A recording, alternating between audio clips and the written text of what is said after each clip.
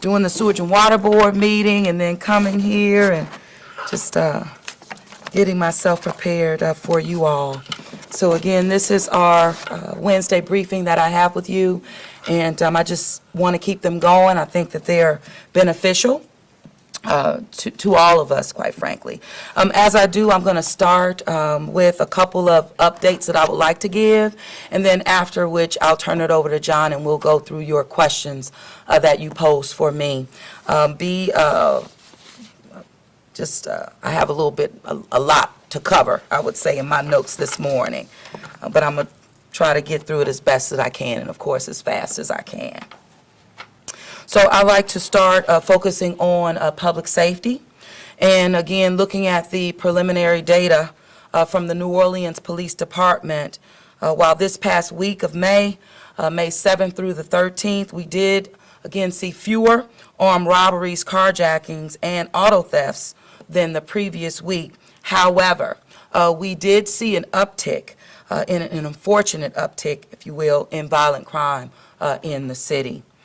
My administration, of course, will continue to work with all public safety agencies, and of course, that being the New Orleans Police Department under my authority. Year-to-date, stats using preliminary data from NOPD through May 13th, comparing 2023 to 2022, we do continue still to see progress and show progress. Murders are down 13%. Non-fatal shooting incidents are down 8%. Non-fatal shooting victims down 5%. Total crimes against persons are down 17%, with armed robberies down 19% and carjackings steady at 46%. Again, I go right back to a comment that I just made. Yes, we did see an uptick in violent crime in our city, unfortunately. As of May the 16th, NOPD has confiscated 1,152 guns so far this year. In comparison to last year as a whole, that was 838 gun confiscations. So just how we're starting this year, looking into the second quarter of this year, we're just making solid, I would say, not only arrests, but as it relates to removing guns off the street. This has to be stated as well and really shared. So last week alone, there were 12 guns that were taken in the footprint of the DDD, taken from vehicles. We know that there was some break-ins, in this footprint as well, in the downtown development, again, that footprint. But 12 of those vehicles, 12 weapons were found. And so again, just a call to action to our people. Do not leave weapons in your cars.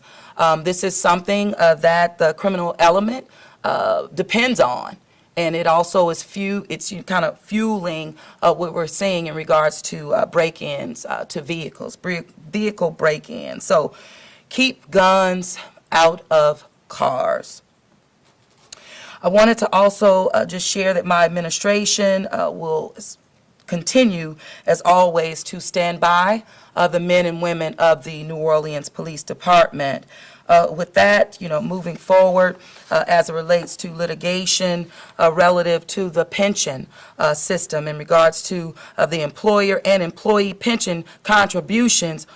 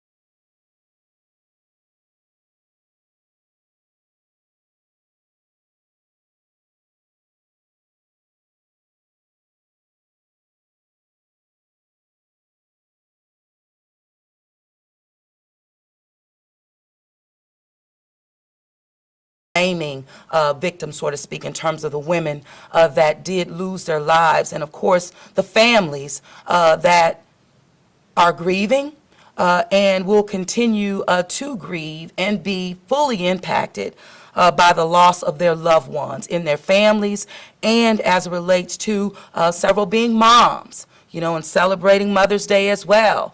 And so I have apologized to family members directly, and those apologies have been accepted. And I'm very grateful and thankful and humbled by that, and being able to communicate, which is very important, us being able to communicate in a healthy dialogue and getting a better understanding of both sides. And I have that without a doubt.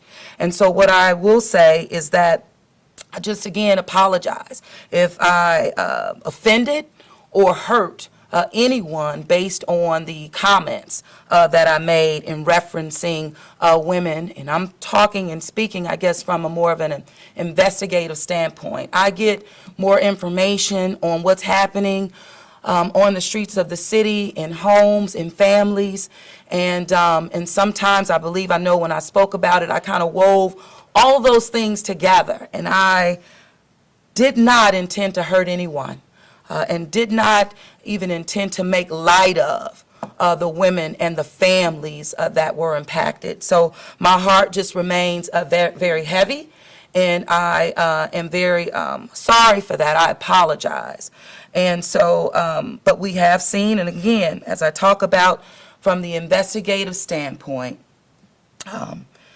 that we're just seeing, again, young women are increasingly associating themselves with people that are involved in illegal or criminal activity, and also as this relates to domestic issues as well. And in some cases, as I know, and as these investigations move forward, that some women don't even know what individuals or relationships that they're in. They don't even know fully the extent and how deep some of these relationships go. And so it's concerning, and really it is disturbing, especially when you see domestic violence and how it plays out and has played out in our community, and even over the past week and 2 weeks. I will just continue to say as well as that what we're seeing is that these incidents are not random or isolated incidents. Oftentimes, again, individuals know one another, and what we're seeing, they're domestic in nature. But I definitely apologize again for offending anyone, and I will continue to do that to set the record straight in regards to my comments and how I can see them being misconstrued. But from my heart to you all, and I'm a woman, hey, I'm a black woman and a part of this community as well, and have a child as well that's a woman, so forgive me. Also, I'm shifting again to violence, but in particular to laws against women that we're seeing in the state of Louisiana, but particularly the impact that it will have on women across the state, but of course the city of New Orleans. Last week, members of the House, Senate, the State House voted against a bill that would allow abortions in cases of rape and incest. Now, these will have deadly consequences as maternal mortality rates in this state continue to soar in this country, being 48 out of 49. And of course, the impact here in the city of New Orleans. In our state, black women are 4 times more likely to die from pregnancy-related complications as well. And over half of these deaths, as we know, are deemed potentially preventable. And by our medical professionals, even that of the city of New Orleans, Dr. Jennifer Avegno, who participated on last week to speak out and against the dangers of these bills and the detrimental effects that they will have on our community and our doctors. And also for those who are experiencing domestic and or sexual violence in our city, I did want to just share some resources at this time. Louisiana statewide domestic violence hotline is 888-411-1333, 888-411-1333. There's also resources with the New Orleans Family Justice Center, Women with a Vision, Sexual Trauma Awareness and Response, that's STAR, the University Medical Center, as well as our New Orleans Health Department, all receive resources from the City of New Orleans and really work in partnership with the city, the Health Department, as well as the Mayor's Office of Youth and Families. Also wanted to speak about workforce development. You know, I've been really speaking about the jobs that are available to the city, to residents of our city, particularly even our youth in our city, through the New Orleans Recreation Development Commission, the Mayor's Office of Youth and Families, as well as the Office of Workforce Development, which is Job 1 for the City of New Orleans. We have been just working together to provide several opportunities, educational camps, recreation activities, as well as workforce readiness opportunities as well. Great paying jobs. Also, as it relates to lifeguards in our community, the age is 15 to be a lifeguard in our city, and we know we want all pools open and available to our families in the city, but we need lifeguards on duty to do just that. Career camps. NORD will host 9 career camps across 5 of our districts, meaning every councilmatic district will have career camps available, and they will have the capacity to serve over 1,000 teens, with 630 of them currently enrolled. So we have about 370 spaces that are available. So again, we're all ambassadors in the City of New Orleans, and when we talk about giving our kids something to do, we know what the challenges are, meaning how the impacts what the impacts are on the ground when they're disconnected from these opportunities. And so with 370 slots available, I think that we all collectively have work to do, and I'm going to do my part and just really ask all of our partners to do. And I'm really calling on even groups like the NOLA Coalition. You know, I've asked for them to put out advertisements in regards to what is available. This is about partnership, and this is in the spirit of partnership as well. And the level of communication cannot be one way, it has to be two-way. Midnight basketball. So our superintendent has wanted to stand up midnight basketball in the City of New Orleans. And so with NORD in partnership, we will have midnight basketball at 4 recreational facilities this summer.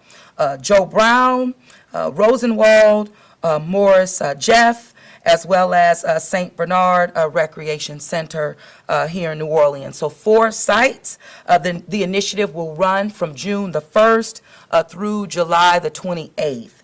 And so we're excited about that. Also, e-gaming. NORD is currently working to start an e-gaming program at the Milne and Cutoff Centers for young people who are interested in video games and technology in the city. There are careers in this. So it's not just about play, but there are just ways to keep the minds active and busy throughout the summer. Summer employment, once again, teen career camps for ages 13 to 15. They may attend a 3-week session and earn a stipend of $450, and again, for their participation. So this is almost like earn, while you learn, but this is 13 to 15. And I tell you, the young people really do appreciate and seeing that when they do invest their time and work and gaining work skills and getting that stipend, they're like, wow, it's preparing them for work, because we have to work to live. And I said, I've been working since 14, and I tell this to my young people. So developing a work habit and that work ethic is something that is important, and I got it from my mother, and hopefully they'll get it from the city by making these opportunities available. Teen Summer Sports Challenge.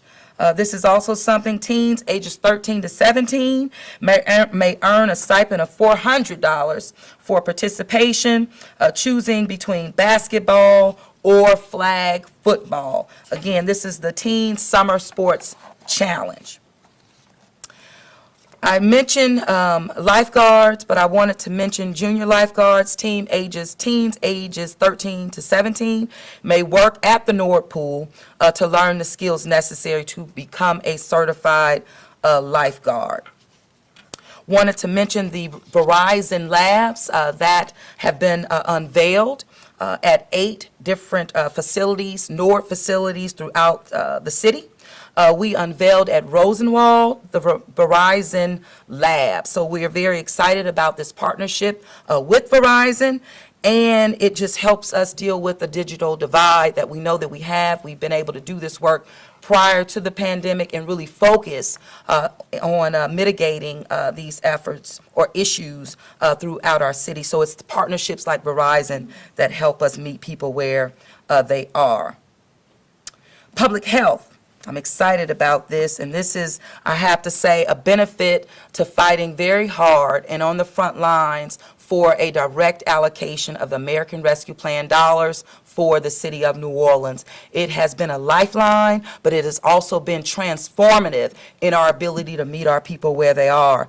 On yesterday, I signed the RIP medical debt correspondence, and this is allowing $1.3 million that we put forth and was passed by the New Orleans City Council, $1.3 million of ARP dollars to fund a medical debt elimination program for the city of New Orleans. And what this means, that $1.3 million will wipe out $130 million of debt that's only a burden to residents in our community. So this is going to be transformational as it relates to our residents, and of course, just getting that burden off of the backs of our people.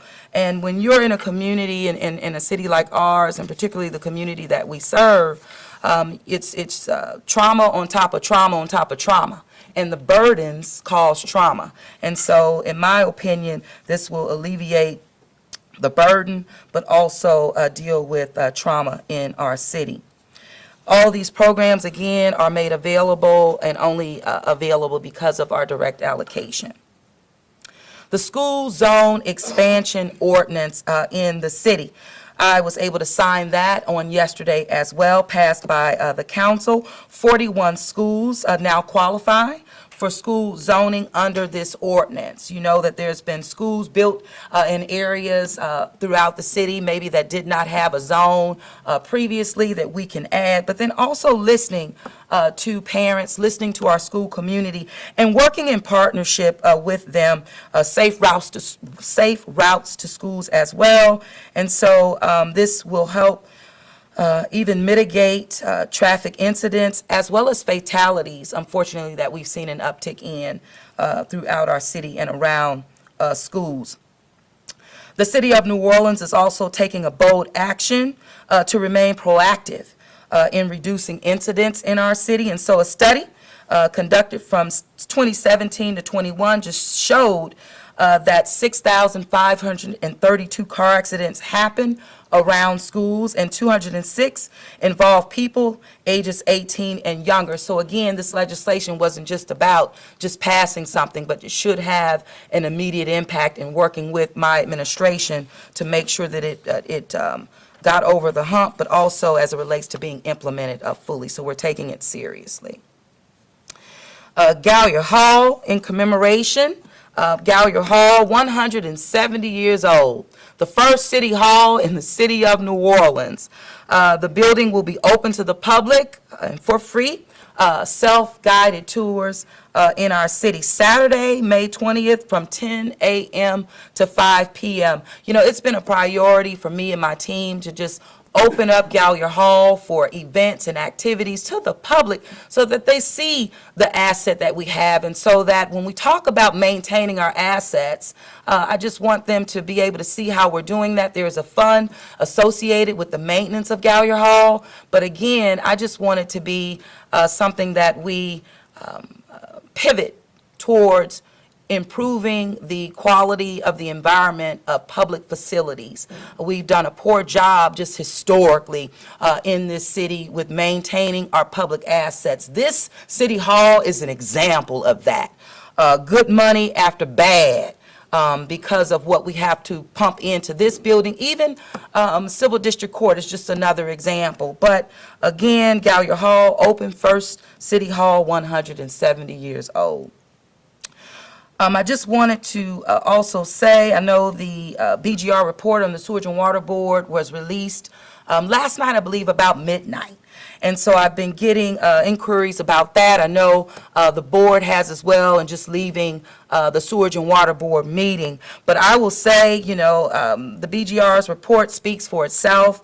They are pretty much saying exactly what the Sewage and Water Board has been saying for years, which is that our governing structure it's too complex. It is.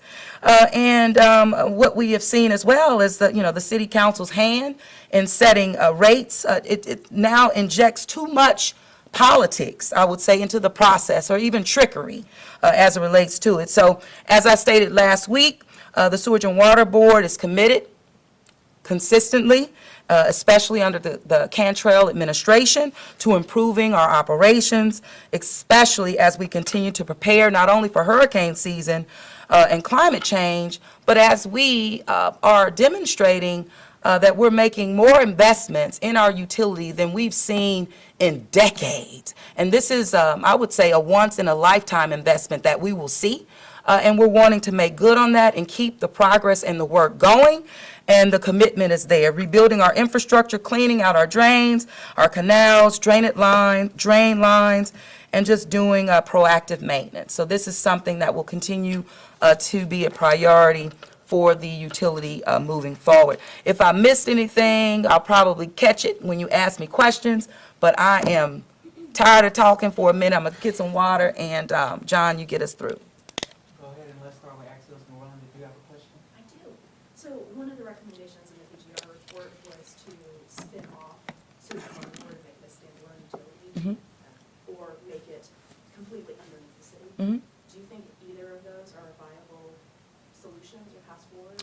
Well, what I will say is that I have not gone through the report in detail in regards to the recommendation side of it. So just on the face of it and the, I guess, executive summary, if you will, I spoke to my feelings right now, or my responses, I would say, to the report as released on yesterday. We, as the body, in terms of the Sewage and Water Board, we will absolutely go through those recommendations, and really with the public should as well, and as a result, come up with the best next steps to rid ourselves of this complex governing structure. But it is for the future of the utility and that of the city of New Orleans, and at the end of the day, should have a positive impact on our ratepayers, our customers. That has to be the focus. WGNO, do you have a question? WD issue? Thank you, Mayor, you spoke a lot, so thank you so much. You said times before that victims of these recent violent crimes, that, you know, they have been involved in some crime.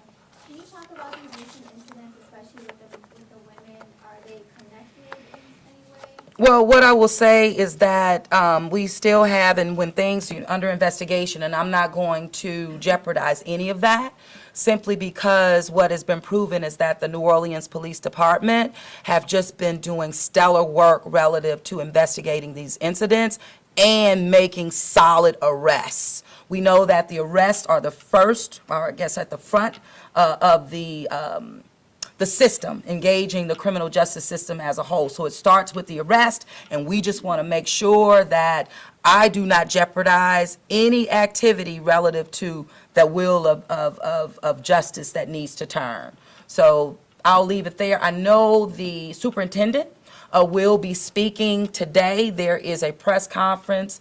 What's the time? At noon. Oh, almost. So the superintendent will give you a little bit more information, but again, aligned with her authority and that of the New Orleans Police Department. And then your conversation with the families of the victims and your apology, what was that conversation like? Were they upset regarding your comments from last Friday? Well, that my comments were absolutely misconstrued, and so it was a healthy dialogue. On the front end, what was beautiful about it, it gave me the opportunity to listen specifically and directly from, right? And there's power in that.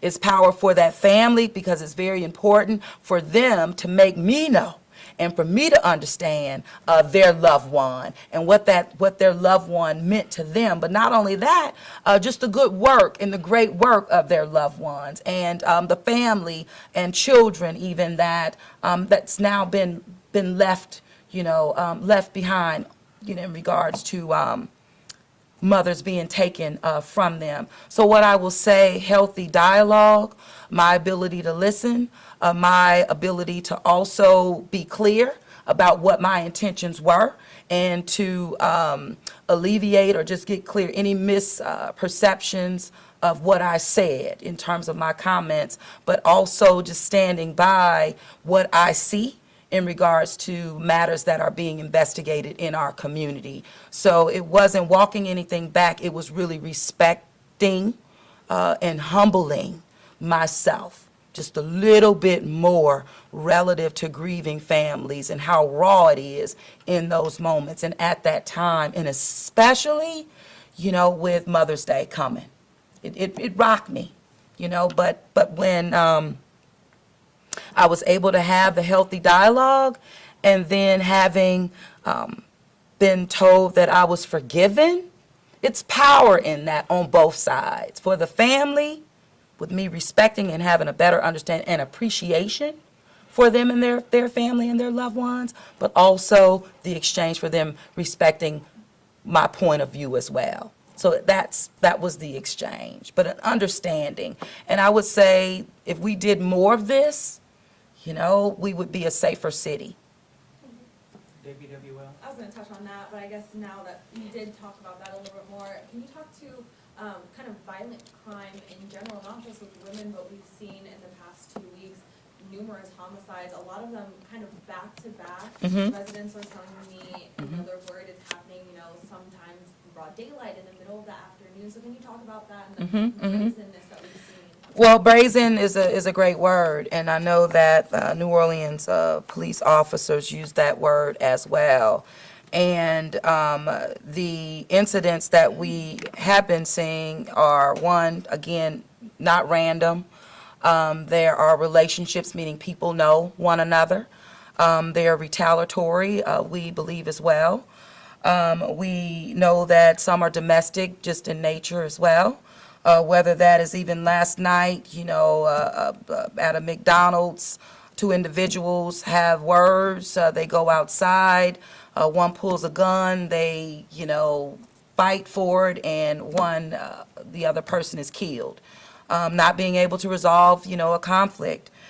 We saw even where a mother was stabbed, pregnant, almost 9 months pregnant, stabbed by someone that she knew.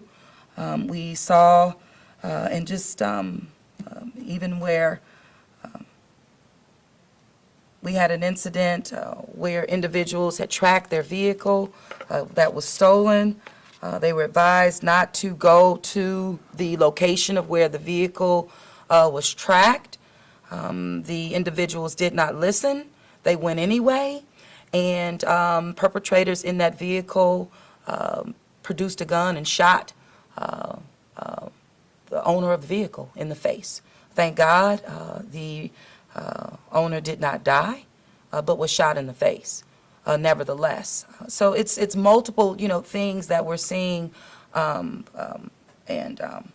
Anyway, what I will say is that the New Orleans Police Department will continue to embrace data where things are occurring, as well as factoring that into deployment tactics and strategies. Our special ops division are just making solid arrests, and that's based on investigations that have been rendered in short order by the New Orleans Police Department. So while we're seeing these brazen attacks or crimes happening, we are seeing arrests that are following pretty swiftly. And I know NOPD is having a press conference right now, but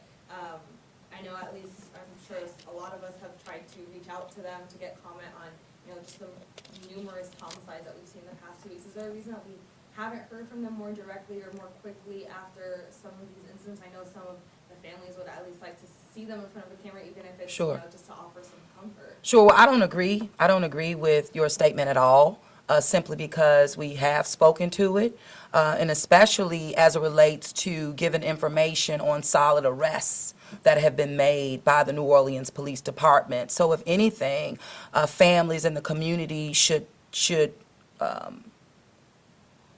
see the results that the New Orleans Police Department are making based on the arrests, solid arrests. And so again, when you get into the investigations and not wanting to jeopardize any, I think that is the first priority for the police department, because we do want to continue to make these solid arrests, and we also want justice at the end of the day to prevail. And we also know that NOPD is just that first step towards a system that has to function. The advocate? Mayor, I don't know if you can elaborate on this or not, but I'm going to ask. Yes, sir. When you made the comment about women are sometimes participate in violence as well, and you just mentioned a moment ago that this was meant from an investigative standpoint, are you able just to tell us what you mean by that? I mean, how did that comment tie to these cases? Well, I think what I know is that it's multiple cases. And so from my lens, I see them all, and I hear about them all. And I did not, in my comments, separate. But it's just an overall, it's a multitude of incidents that have occurred, and that we're seeing the impacts that it's having on women, and also seeing that in some cases, the women may not even know the depths of, how they're involved, like not really knowing that they're targets when they are. Okay, I just have to ask, I mean, were you referring to the potential that women were suspects in any of these cases? No, Okay. no. Fox 8? Regarding the letter sent to you by Councilman Oliver Thomas asking for the $10 to $15 million, that's over the $1 million that the city's already allocated to Bayou Phoenix. Were you aware that that much more money might be needed, and what did you think of that request? Well, first of all, this is a multi-million dollar, and even if you hear from Bayou Phoenix, almost $1 billion redevelopment based on the plans that they have presented.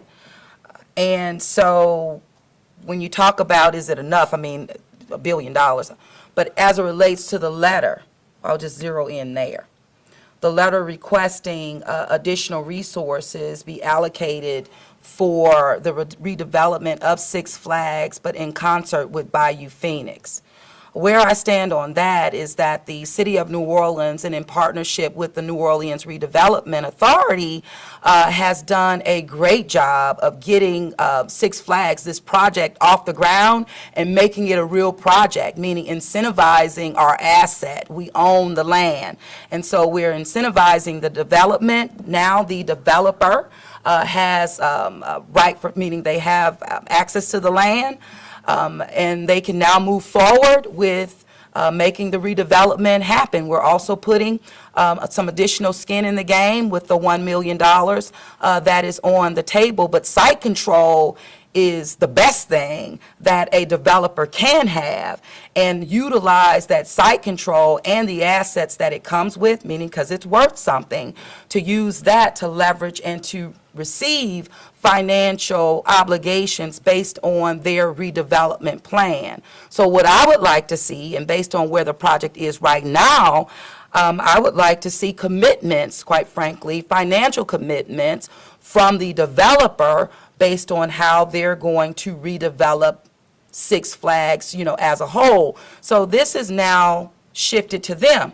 Show us, who your partners are. Show us other financial commitments that you may have. I don't believe that the City of New Orleans has to show or put more money on the table when we have yet to see the developer themselves put resources on the table. So that doesn't mean that I'm against further incentivizing the redevelopment of Six Flags, which could be attached to Bayou Phoenix or not. I'm for the redevelopment of the site. And so based on that, I want to make sure that any additional dollar, that we put forth is again, leveraged against real commitments that the developer has the responsibility to bring to the table and what they actually talked about with selling it to the community. There was a community meeting, I believe, that the developers had here recently in New Orleans East about their plans and partners affiliated with their plans. And so right now, we have given site control, and we're looking for the developer to make good on some of those financial commitments. Are there any concerns? I mean, it is, like you said, almost $1 billion project that, we've had other projects come in before and it hasn't become a reality. Is there a concern that that much money could be, a problem and this not happen? Well, I think there are developers that can do it. The process that we put forward ended up with Bayou Phoenix being the developer that was selected. Okay? Now, whether or not they can do it, we'll see. But that doesn't mean that a developer or another one cannot fully redevelop Six Flags. So what we're speaking about right now is the developer that has now site control and $1 million on the table by the city of New Orleans in addition to our land, to therefore garner financial commitments to redevelop the site as they have put forth a plan to do so. Thank you all. Okay, thank you very much. Thank you.